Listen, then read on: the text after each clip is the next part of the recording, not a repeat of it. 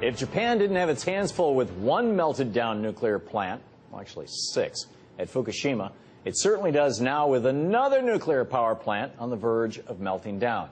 About 300 miles southwest of Fukushima sits the Monju nuclear reactor, a prototype fast breeder reactor filled to the brim with plutonium, the deadliest element on the face of the Earth.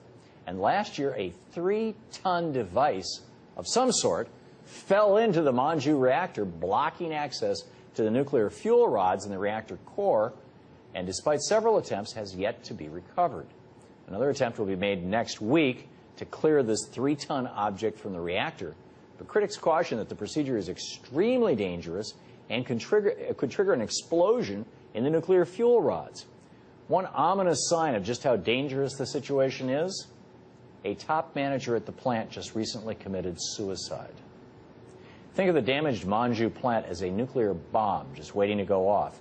It could take out the city of Kyoto, which is just 60 miles from the plant, and has a population of 1.5 million people. And Japan's largest city, Tokyo, is downwind from the crippled Monju plant. So what does all this mean? And what's the latest with the 2 nuclear plants right here in the United States that are in danger in Nebraska? Here to offer some answers is Kevin Camps, nuclear waste watchdog at Beyond Nuclear. Kevin, welcome back to the program. Thanks for having me, Tom. First of all, fast breeder reactor. What's that?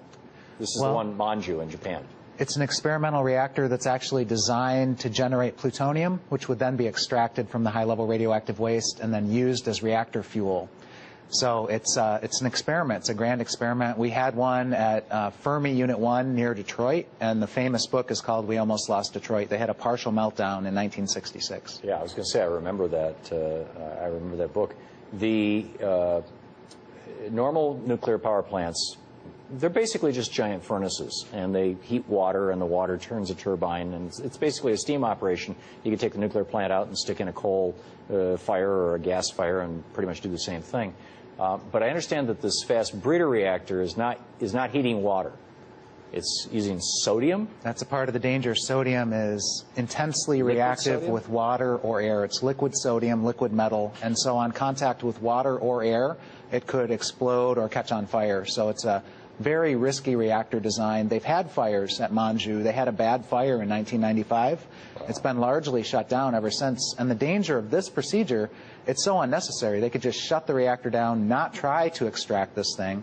It's in the extraction of this 3.3-ton weight that they could set the dominoes falling that could lead to a disaster, radioactivity. What is this 3.5-ton thing that I didn't know what it was? To be honest, I don't know. It's a new issue to me.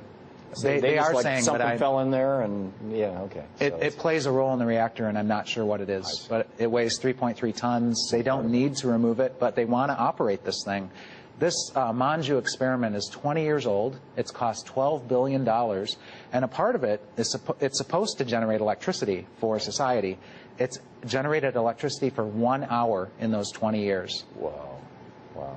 Isn't one of the other reasons why countries build fast breeder reactors because they can create plutonium that they can use for nuclear weapons? Well, any country that has a plutonium supply extracted, especially weapons usable, could put it into weapons. And there are a number of countries that do have fast breeder reactors. They're called plutonium breeder reactors. Russia is one. Any country that decides to use the plutonium for weapons could do so. Yeah, it's remarkable.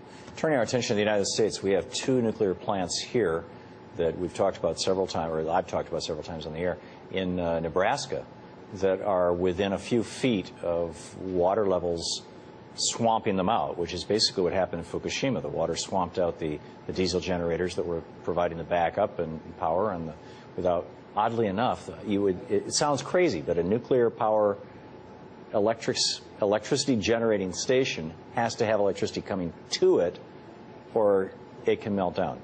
And what's the deal with the ones in Nebraska right now? Well, the Fort Calhoun nuclear power plant, which is north of Omaha, is the one getting most of the news coverage right now. It looks like a nuclear lake with the vital areas of the plant in the middle, surrounded by an 8-foot-tall rubber wall that's filled with water, sort of the last line of defense for this nuclear power plant. Wow. And the other one is the Cooper nuclear power plant, which is south of Omaha.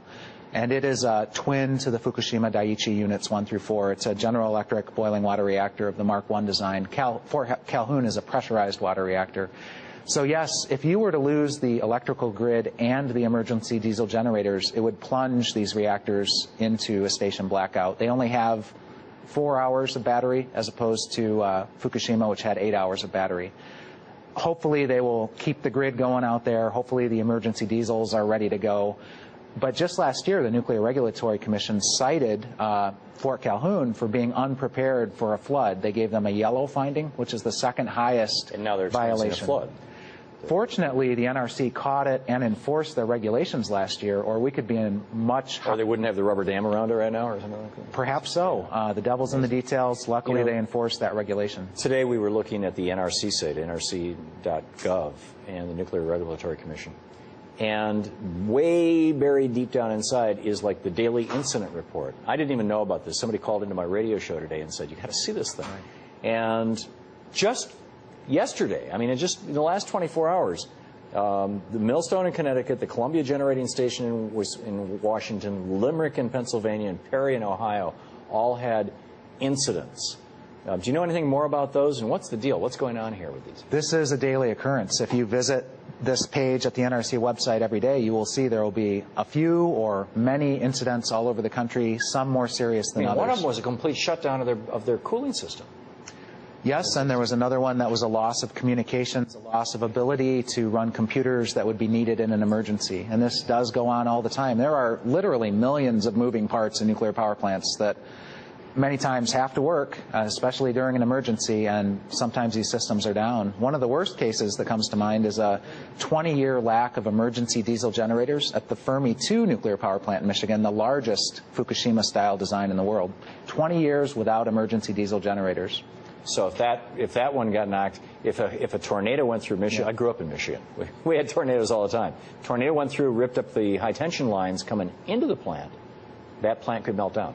They discovered the problem in 2006, and just a few years later, they did have a tornado at Fermi. So fortunately, they had caught the problem before they needed their emergency diesels.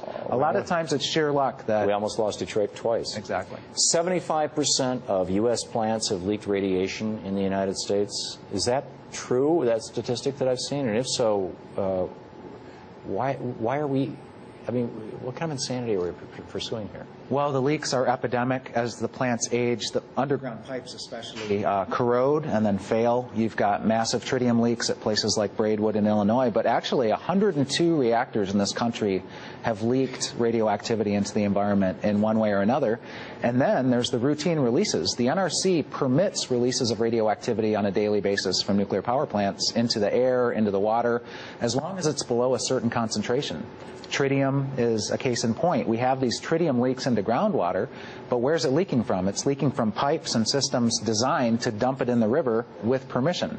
Amazing. And just to put a final punctuation point on this, there is no such thing as a safe level of radiation. No, the National Academy of Science has reported for decades that any exposure to radioactivity carries a risk. The higher the exposure, the higher the risk, and these risks accumulate. There is no zero over a lifetime. Kevin, thank you for being with us. Thanks for having me. Appreciate it. As 2 nuclear power plants in Nebraska are at risk from rising floodwaters, the Associated Press just released a new report about the cozy relationship between nuclear power plant operators and government regulators. According to the report, in order to keep aging nuclear plants open, the NRC often eases regulations for plant operators and overlooks potential problems. That includes letting leaks or cracks in the reactors slide by, even though they pose a real risk.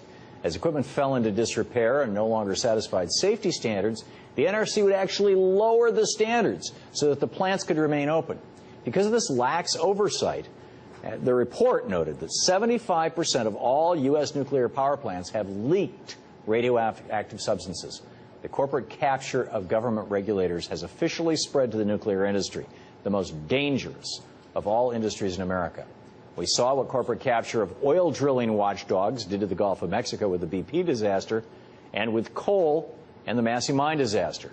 Sadly, it may only be a matter of time before we learn the same lesson with our very own Fukushima.